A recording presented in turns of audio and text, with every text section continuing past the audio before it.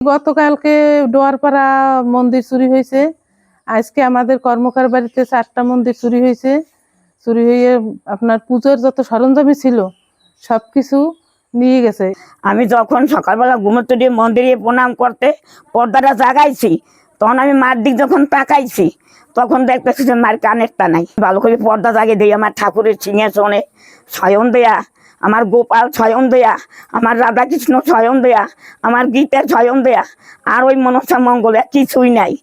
আমার সিংহাসন পাশে রাধাকৃষ্ণ সিংহাসন বেন্ন, সেইখানে রাধাকৃষ্ণ সিংহাসন পিতলের, রাধাকৃষ্ণ পিতলের, লোকনাথ পিতলের, তারপর যে মা লক্ষ্মী খান পিতলের, আর উপরে ছোট্ট একটু রাধাকৃষ্ণ আমার সেজো ছেলে দিছে। আমি 3-4 বছর সেই পুজো দিই। মন্দিরে ওই যে গয়নাগাটি যা দেওয়া ছিল তাও নিয়ে গেছে। ওই ঘরে তো শিং কেটে তারপরে ঢুকছে। আর আমাদের মন্দির তো এমনি খোলা থাকে, তা তো কোনো কিছু টের পাই নেই। আমরা ভোরবেলা উঠে এইসব দেখি আর কি।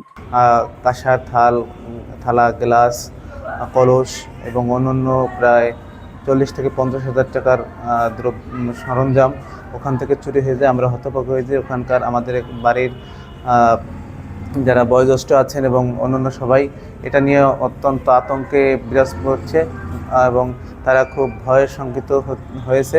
এ কারণে আসলে আমরা গ্রামের সব মানুষ আতঙ্কিত।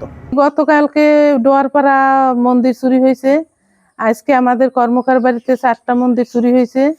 চুরি হয়ে আপনার পুজোর যত সরঞ্জামই ছিল সবকিছু নিয়ে গেছে। এইরকম যদি মনে করেন চুরি হইতে থাকে তা আমরা তো আর বারবার সরঞ্জামই কিনতে পারবো না। কাঁসা পিতলের জিনিস মনে করেন কিনতে অনেক টাকার প্রয়োজন, কিন্তু আমাদের পক্ষে তো সবসময় কেনা সম্ভব না।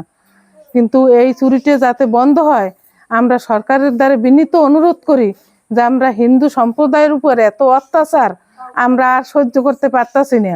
এখন আমরা কিভাবে বাঁচবো সেই সরকারের প্রতি আমরা দৃষ্টি আকর্ষণ করছি। তারা জানি আমাদের এইটা উপযুক্ত চোর কিভাবে ধরতে পারবে, কি করবে না করবে সেটা তাদের ব্যাপার। এখন আমরা তো আর কিছুই করতে পারবো না।